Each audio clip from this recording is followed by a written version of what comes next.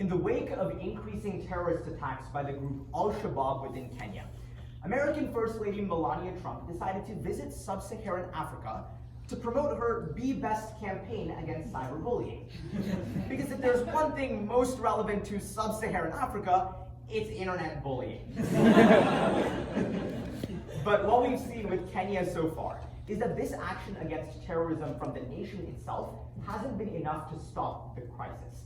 In fact, the International Crisis Group further explains, on November 1st of 2019, that recently within Somalia, we've seen that the group Al-Shabaab has seen that as its major home base. But as Stratford Global Intelligence further analyzes just 2 weeks ago, that the group Al-Shabaab has now expanded into Kenya, and they recently launched an important terrorist attack against a Kenyan air base, killing 3 American soldiers who were there, leading to increased urgency to actually deal with this crisis. And considering that if Al-Shabaab is able to spread in Kenya and beyond, American lives are at risk, it is also our responsibility to ask, should Kenya cooperate with the US to counter Al-Shabaab? The answer is absolutely, because it addresses the needs that Kenya has in this fight. First, because America can provide critical intelligence for airstrikes. Second, because the United States has the financial leverage to go after revenue streams. And lastly, because intelligence, or rather training and supplies, can be available from the United States. Now, what we've increasingly seen from important groups like Al-Shabaab is that the United States' airstrikes have killed 6 second-in-commands of Al-Shabaab in Africa in the last 2 years. Or, as far-right Breitbart News reported it, jobs increase under President Trump. And so, the first main reason as to why Kenya must cooperate with the United States in the fight against Al-Shabaab is because the United States provides critical intelligence gathering to go after them through airstrikes. Now, that's further analyzed to us by the Center for Strategic and International Studies on January 5th of 2020, that currently the Kenyan Air Force has a grand total of 2 helicopters from the Cessna 8 group that are important for reconnaissance throughout the area. The problem is, in a nation that is 228,000 square miles, these imported recon aircraft have no ability to go all across the country. One, to find the important rural hotspots where Al-Shabaab is collecting and planning attacks. But second, they also have no ability to actually go after and find important rural areas where Al-Shabaab sets up checkpoints in order to divert individuals and force them to pay money towards the group. Those kind of rural hotspots are a critical source of revenue that the Kenyan Air Force has no ability to go after. The United States is uniquely positioned to do this. That's further explained to us by the Washington Post on January 5th of 2020. That in the broader scheme of Africa, we've seen that the United States has put into place several recon aircraft, along with combat aircraft such as the F-35 fighter jet system within the area. And moreover, the United States has access to several unmanned aerial vehicles and drones that it uses within Africa to specifically pinpoint intelligence and go after terrorists.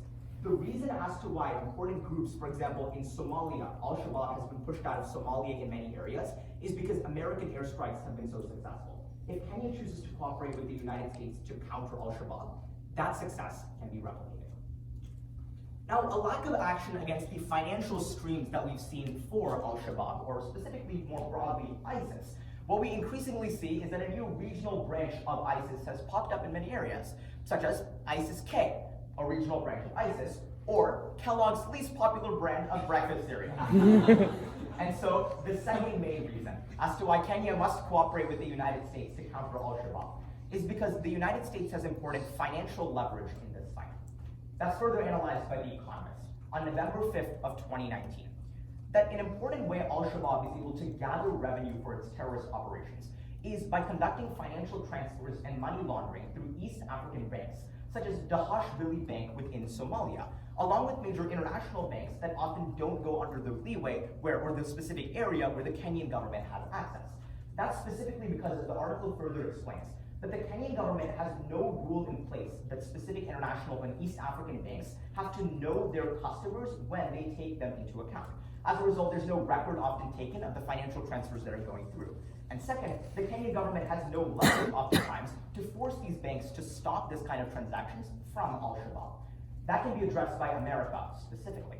In fact, as further analyzed to us today by Al Africa, or All Africa, on December 1st of 2020, that within the United States' financial system, the United States has access to the US dollar and control over which banks can use it.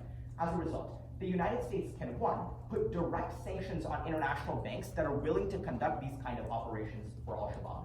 And two, it can also work through international banks such as in other areas and force them to stop doing this and start collecting records through this financial power. We've seen them do it before in Somalia, and that's exactly why Kenya must do it with the United States. But third and finally, what we've seen with ISIS so far and Al-Shabaab is that training is a critical part of dealing with the group. And so the third and final main way that the United States or Kenya can cooperate with America to deal with this is by offering important training in order to stop the problem.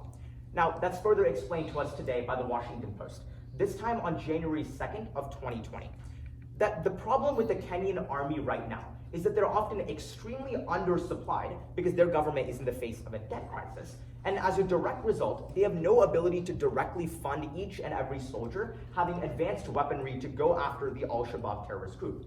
But second, they also don't have the money to directly fund important training operations to ensure that these specific Kenyan soldiers have the skills to conduct counterinsurgency operations against Al-Shabaab. That's exactly why the United States is best positioned to fill in the void. That's further explained to us today by the Center for American Progress on December 2nd of 2019. That the United States, through, for example, its American mission in Somalia and major American troop presences within Eastern Africa, has provided important training and supplies towards these important militaries on the ground. We've seen it happen because Congress has directly allocated funding towards this kind of action. So if Kenya were to be willing to cooperate with the United States, they can gain training, intelligence, and important supplies, allowing them to finally destroy Al-Shabaab. So when coming back to today's question, should Kenya cooperate with the US to cooperate or counter Al-Shabaab? The answer is absolutely. First, because of financial streams. Second, because of action through intelligence. And lastly, because of training. So while the Al-Shabaab problem may not be going away, if the United States were to step in, we could finally see that happen.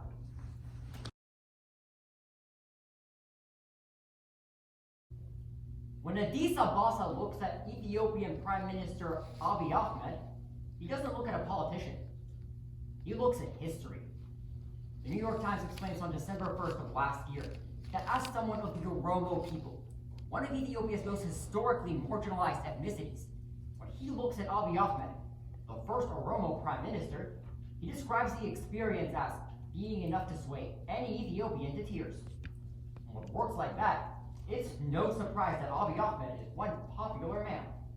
However, as Al Jazeera notes just on February 14th, the Ethiopian Election Council finally set the date for the most recent parliamentary elections to be held on February 26th. Now, one would imagine that Abiy Ahmed's goodwill stance amongst the people would lead to a landslide. However, that isn't entirely the case.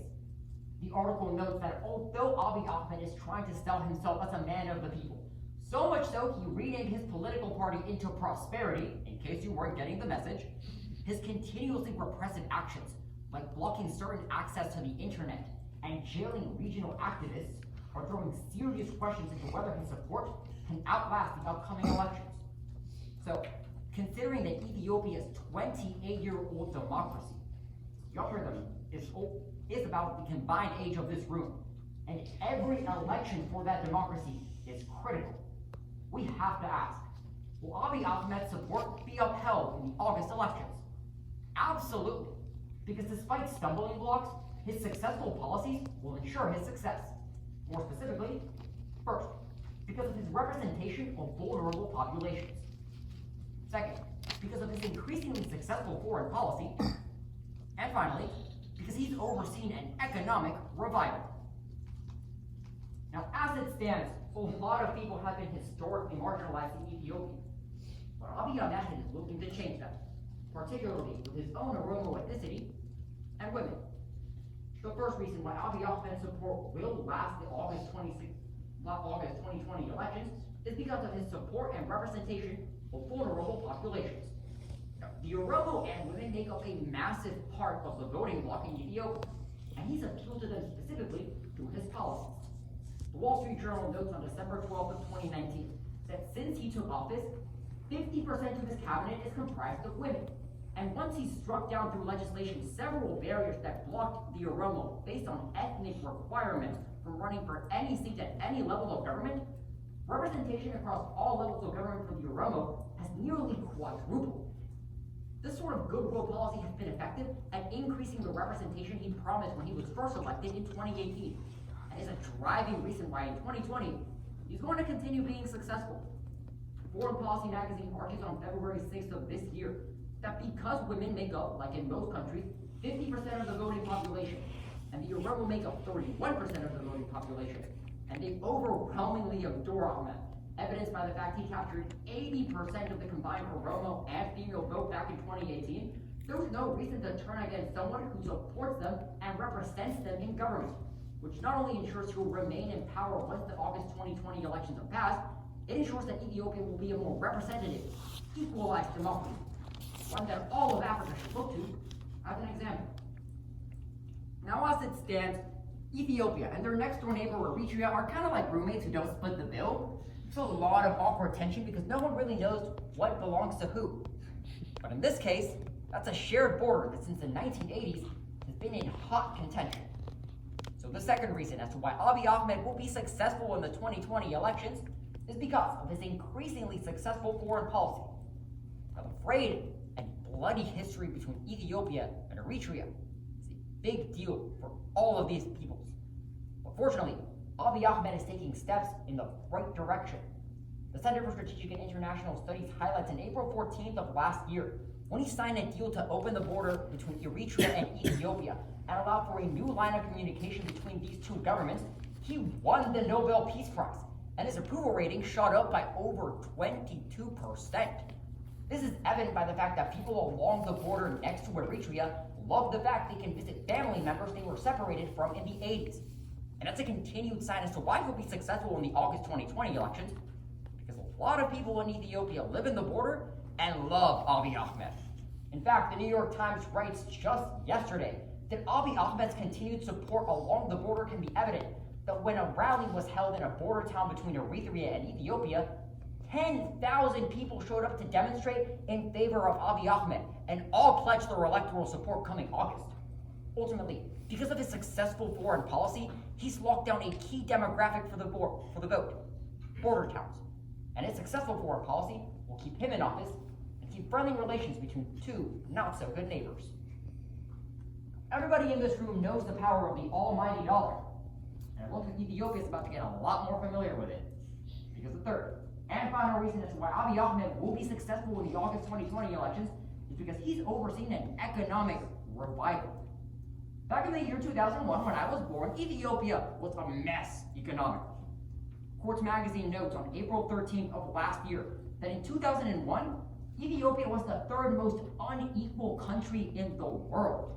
But since Abiy Ahmed took office in 2018, they're the third fastest growing economy, and they've added 10 million jobs in the last 2 years. The numbers speak for themselves. Abiy Ahmed's continued economic policy is working, and it's one of the driving reasons why he's successful in the August elections. The Wall Street Journal argues this time on February 2nd of 2020 that given the continuously improving economic conditions within Ethiopia, garnering more Western investments, which are now up to a sum of $172 billion coming from the US and Europe, to continue having the investment necessary to plunge it back into the Ethiopian economy and ensure economic growth for years to come. And if anybody wants the economy to thrive, then they'll go for Abiy Ahmed, because after all, he's the one who did it. And so, we're going to turn into today's question. Will Abiy Ahmed's support in the August 2020 elections be upheld? The answer was absolutely. First, because of his representation of vulnerable groups. Second, because of his increasingly successful foreign policy. And finally, because he's underseen an economic revival. So Abiy Ahmed may be history in the making. But thankfully for the Prime Minister, this storybook is not closing anytime soon.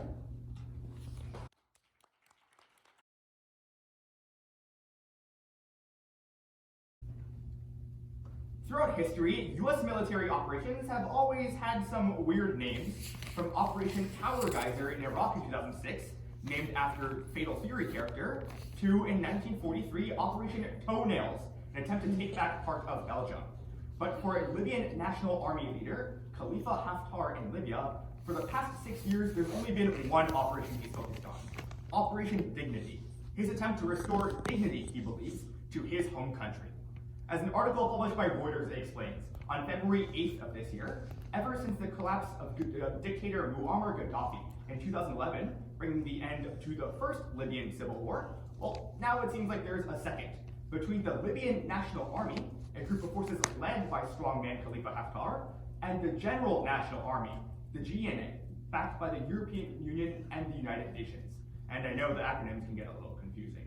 But with the conflict going on for several years now, it seems like there's no end to the fighting in sight, which is why major actors, including the United Nations, are trying to find a way to cease the fighting once and for all. And so, it's in consideration of the fact that the fighting over the past 6 years has displaced more than 343,000 civilians in what some are calling the next potential Syria.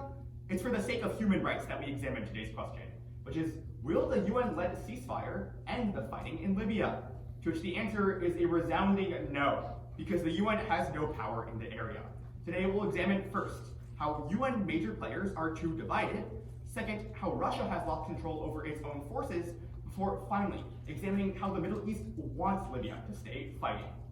Abraham Lincoln once famously said that a house divided cannot stand, and as it turns out, they can't sit either, especially around a negotiating table.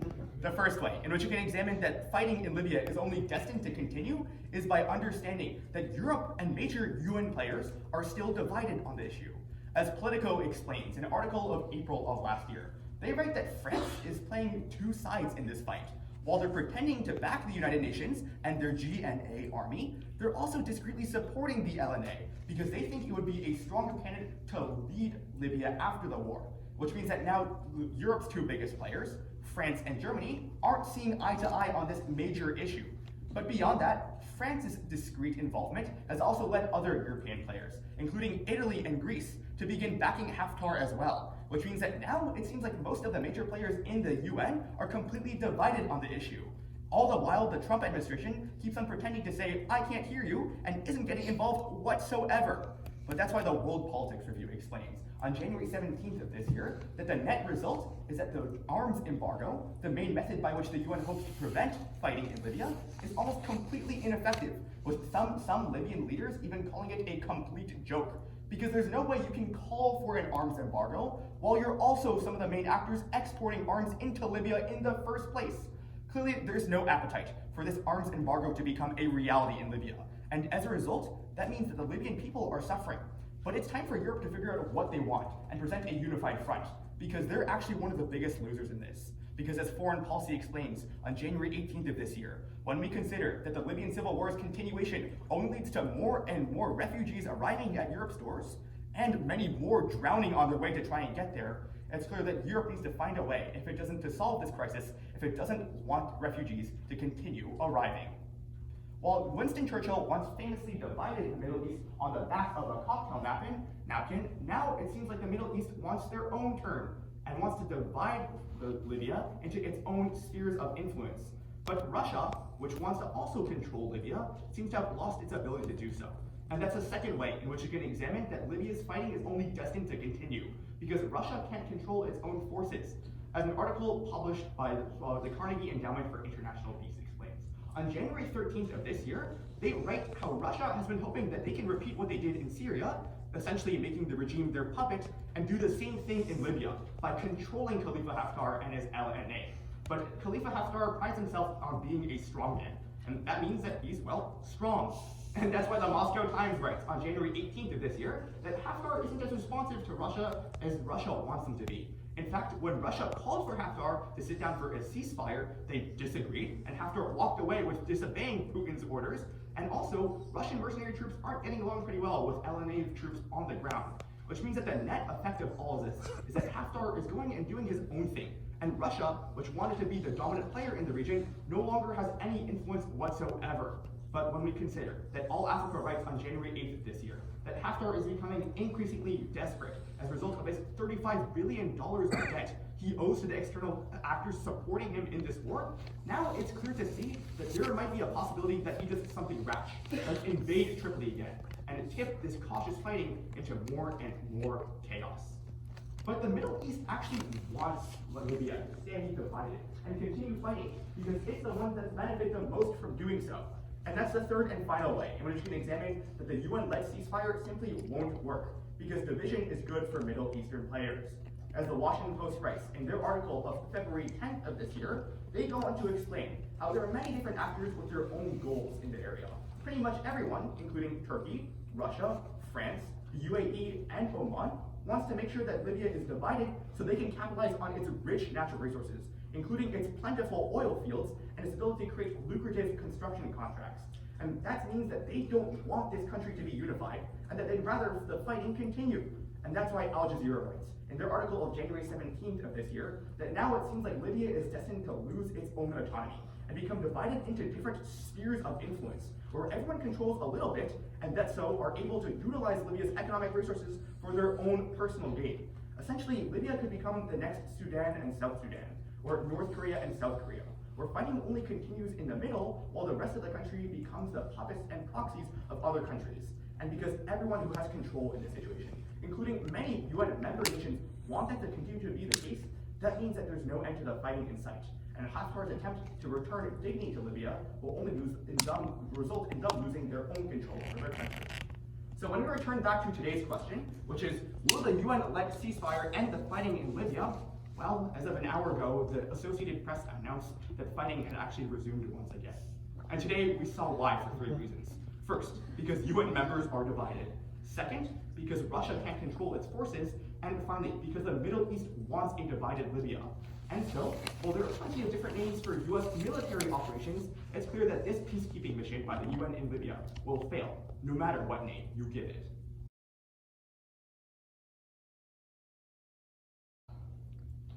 In 2011, the country of Sudan split into North Sudan and South Sudan. But the divorce wasn't harmonious. Instead, it was bitter and fraught with tension. 2013, civil war again erupted and plagued the country. But amongst this political mess, China has found a way to take advantage. The Middle East China Monitor in September explains that China is investing in oil fields in Sudan right now.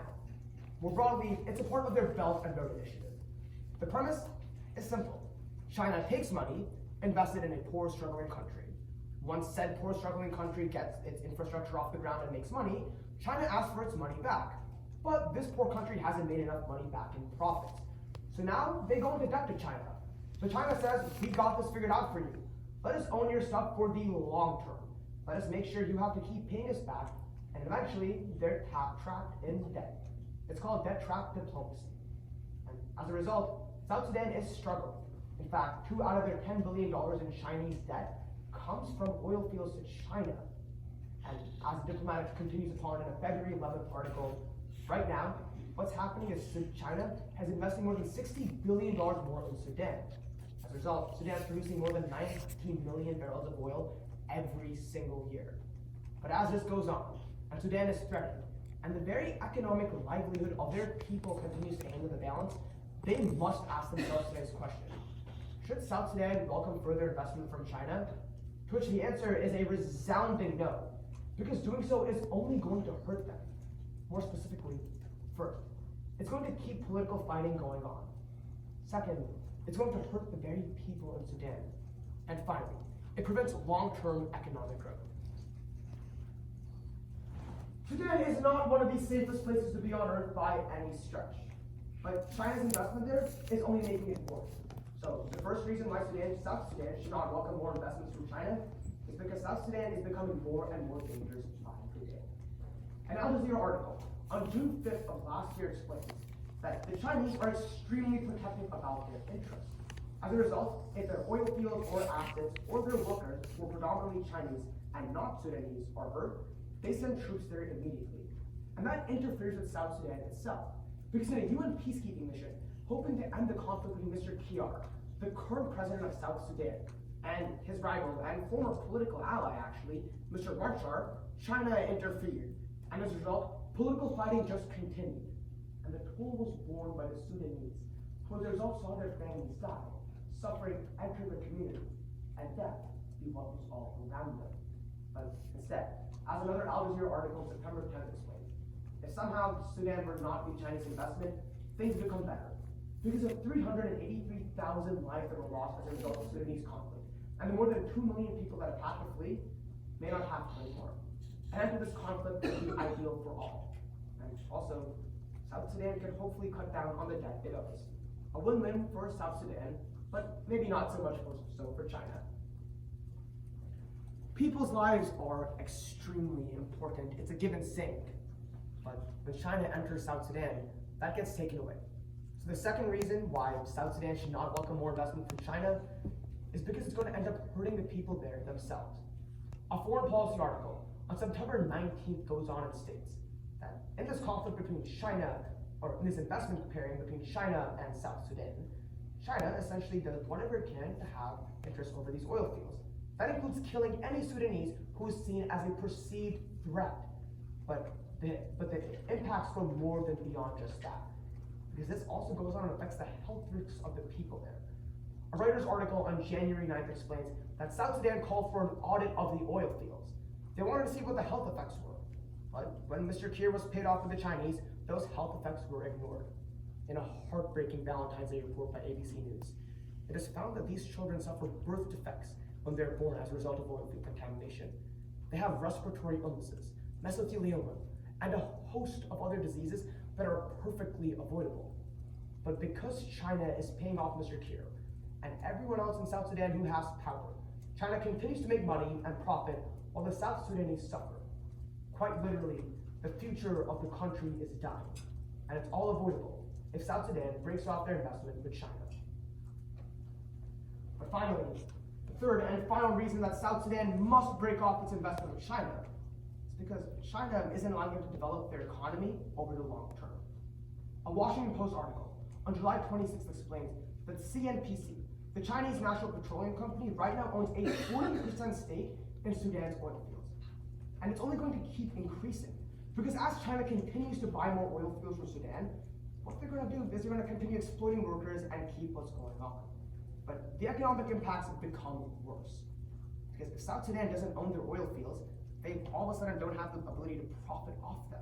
And as a result, they can continue making the type of infrastructure they need to have a stable economy over the long term. And that hurts them tremendously. Because if South Sudan can't have economic growth, they will struggle. But thankfully, there's a solution. We Forum on September 4th explains that Africa as a continent needs to band together more. Right now, intra-Africa trading is at a meager 18%, the lowest among the 7 continents, excluding Antarctica. And when this happens, these countries can rely upon each other, and in doing so, can hopefully find a way to supply each other with the parts needed without Chinese interference and influence in the region. This will make it all the better for South Sudan, and make sure and enable them to have a safe country, one that is free from Chinese influence. So when we come back to our ever important question today, should South Sudan welcome further investment from China? The answer is a resounding no, because it's only going to hurt them. First, what it will do, it'll prevent political conflict from ending in South Sudan. Second, it's going to make sure that people die in Sudan. And finally, if South Sudan continues accepting investments from China, they don't have an economic future. If South Sudan breaks off its ties with China, hopefully, they can have a peaceful country. Thank you.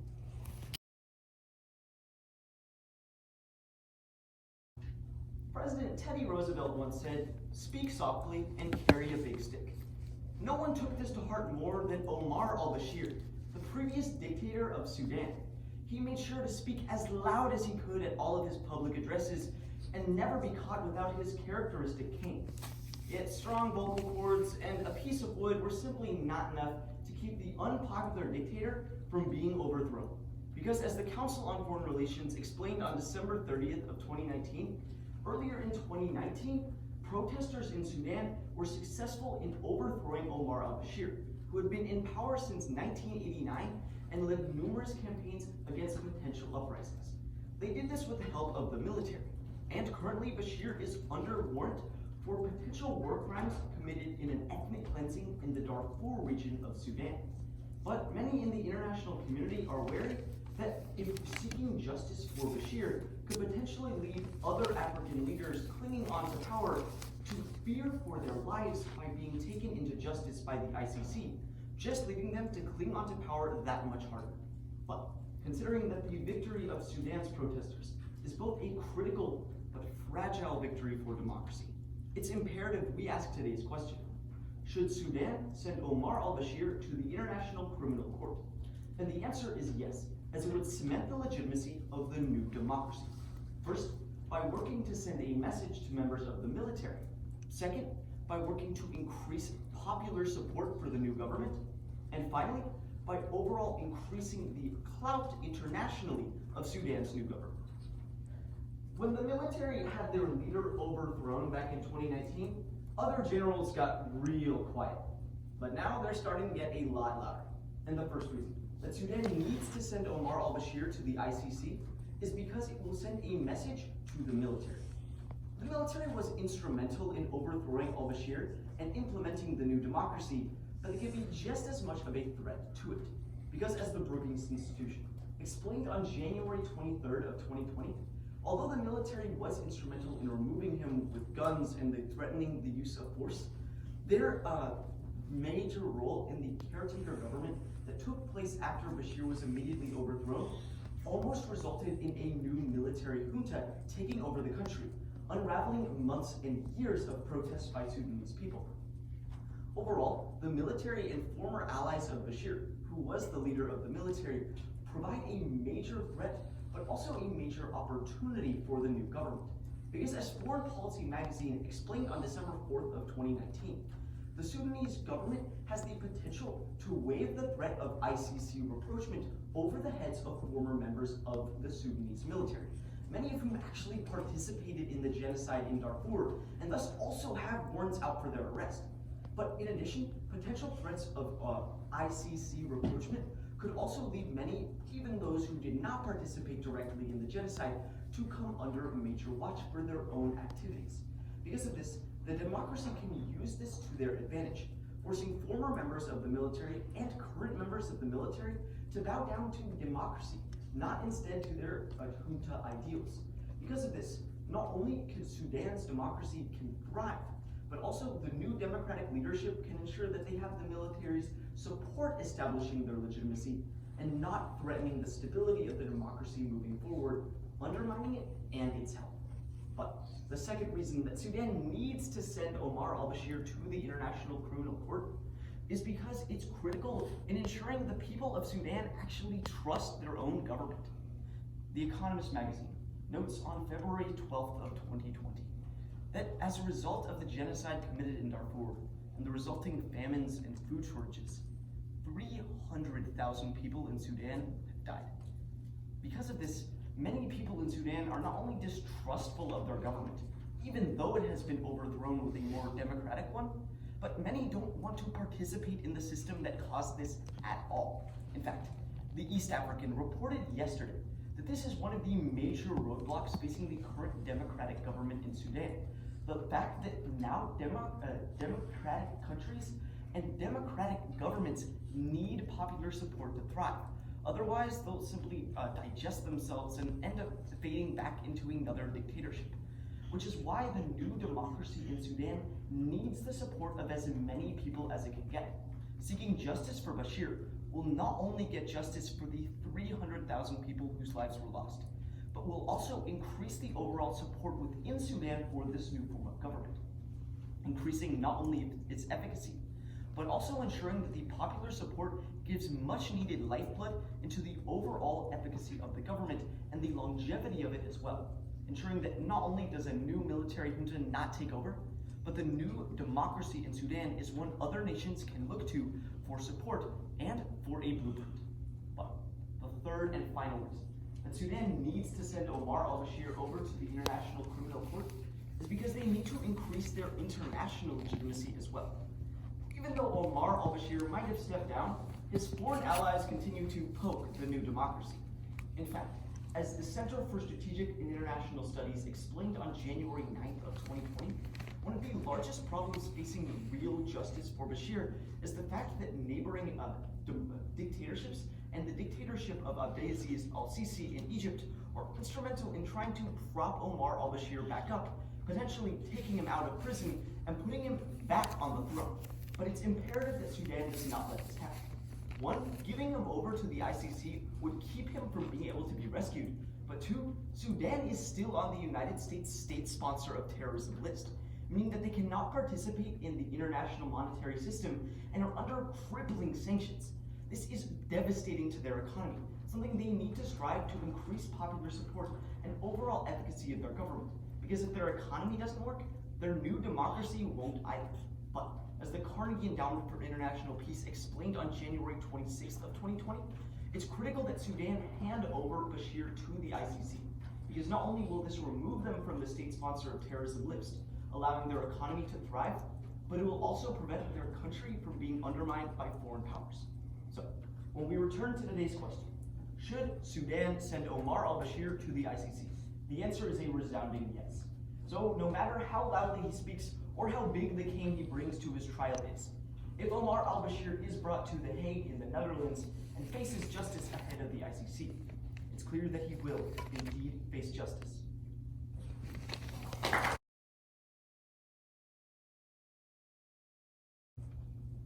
A Libyan war criminal used to live in the U.S. state of Virginia. After the war criminal Khalifa Haftar was expatriated from his home nation of Libya, instead of getting sent to somewhere nasty like the Amazon jungle, he was chosen to live in suburban Virginia, just outside of Washington, D.C., somewhere that's actually pretty nice. Unfortunately, Haftar sure didn't stay in suburban Virginia. An article written by the BBC goes on to explain on January 25th of 2020. As it currently stands, the Second Libyan Civil War, which started back in 2014, can be directly traced back to Khalifa Haftar. He was a general under General Muammar Gaddafi, the former autocrat of Libya who was later deposed, and now is leading a charge within the Second Libyan Civil War, making him not only a brutal autocrat, but one that's held up by foreign powers.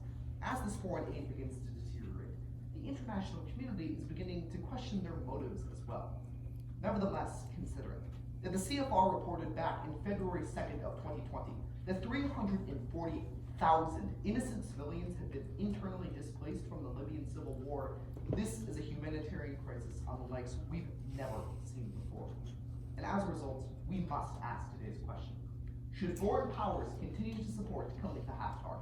The answer is absolutely not.